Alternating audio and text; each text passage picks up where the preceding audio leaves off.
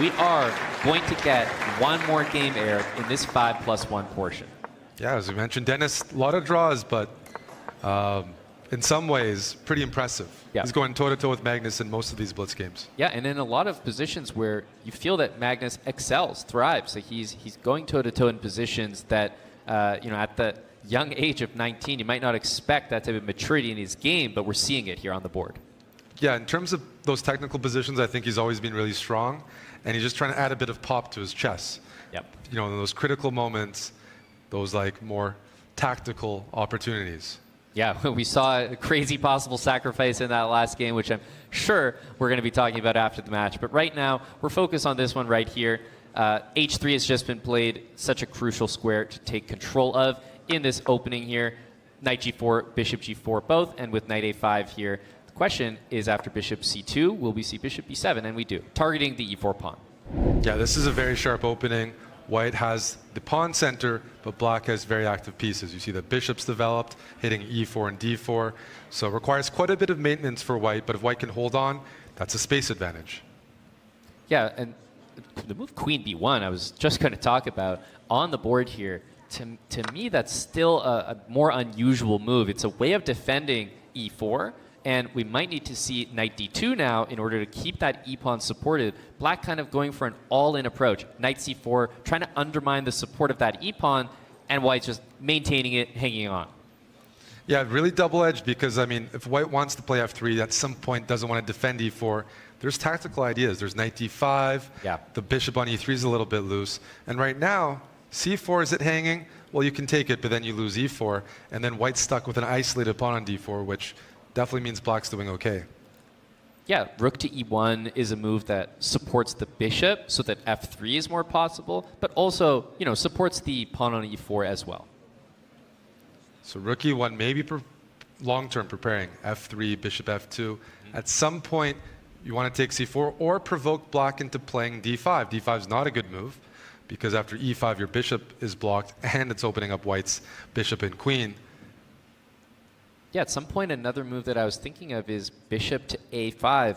Sort of a weird way to put pressure on the E4 pawn, because that bishop cannot really help attacking E4, but on A5, pins the knight to the rook, and just somehow looks like an annoying square for White to deal with. It is annoying. I actually don't see a move right now.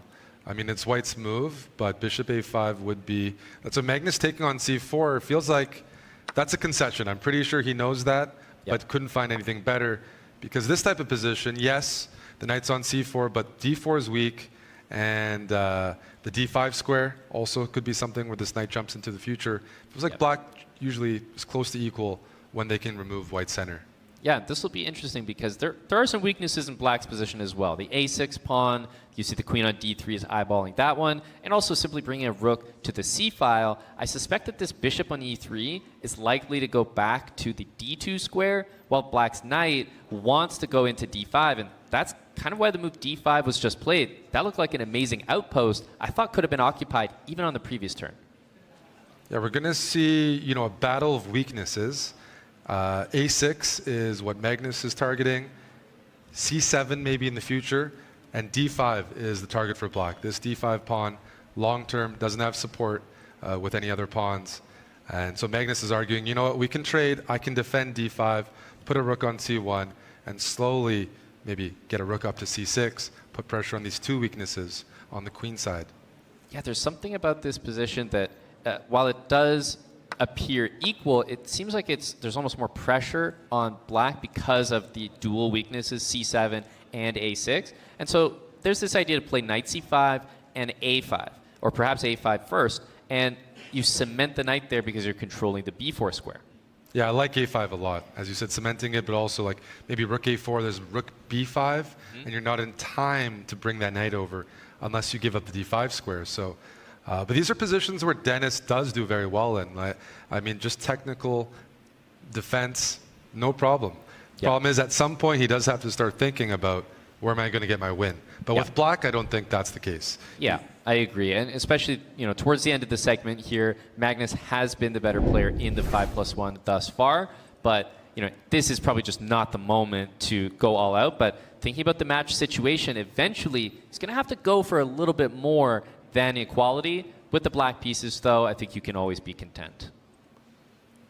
Rook C to C4. I'm curious what Magnus is doing with those rooks.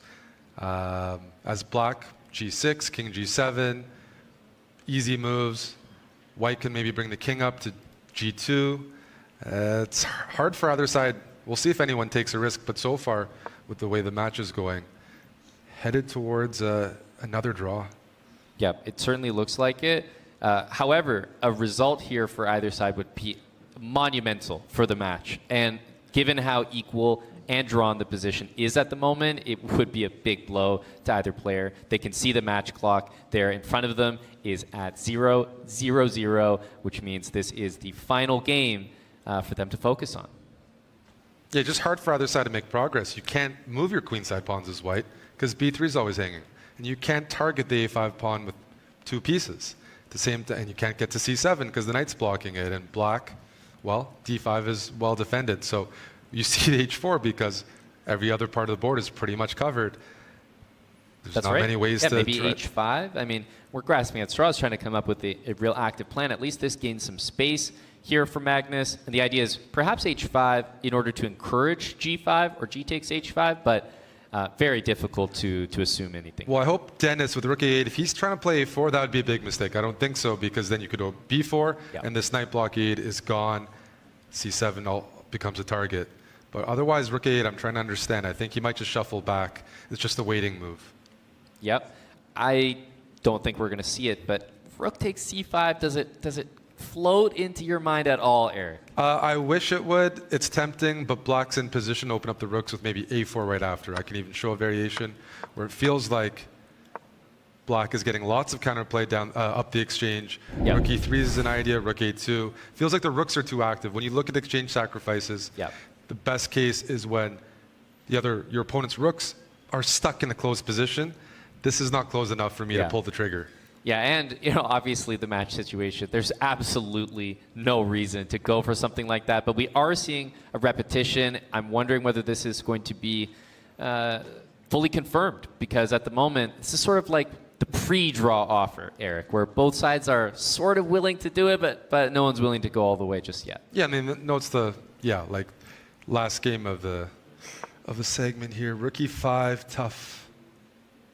Yeah, just slow moves, controlling E4 here. I do think that the king makes sense. But H5 now, maybe. That's true. Rook on E5 supports F5 and H5. I like this. This is something. Earlier, if H5 was played, you would take, and that'd be a weakness. But now the rook was ready to recapture. Now H4 would be weak. Maybe F6? Yep. Or at some position, rook F8, preparing F6.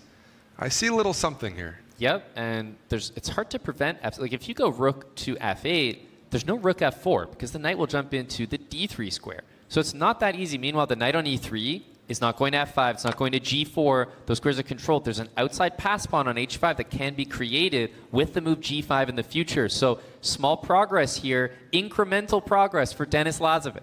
Yeah, how often do you see Magnus moving back and forth, and he's the one with, he's been outplayed a little bit, where black can decide if he wants to play for a win or not. And as you mentioned, there is that pass pawn potential, and at the same time, white's pawns have been split on the king side.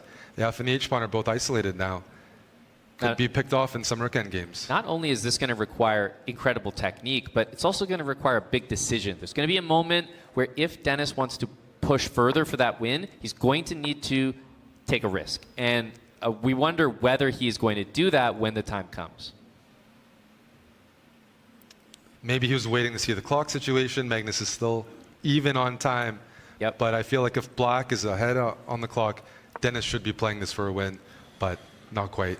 No, he's not going to take that risk. And the segment ends with a draw, but Magnus Carlsen ultimately the better player, Eric, in that 5+1 segment. Yeah, Denis, it felt like the score doesn't maybe represent the quality of the games. These have been very, very high quality games from Denis, and he's acclimated himself well, but he's that elusive win. The very beginning of the match, he got that win. Since then, hasn't found an opportunity to really punish Magnus. No, it really was that flurry in the very first game to start things off, and Magnus has sort of settled in since then. We have John Sargent, who's with Magnus Carlsen for an interview. Take it away, John. Thank you very much, folks. Magnus, a successful opening segment, but Denis showing us that he has what it takes as well. Your thoughts on him as a competitor in general? Well, he's really good. He plays well. Doesn't make it easy for me at all. So it's been a bit of a grind so far, and expect that to continue. All right, thank you. Best of luck in the next segment.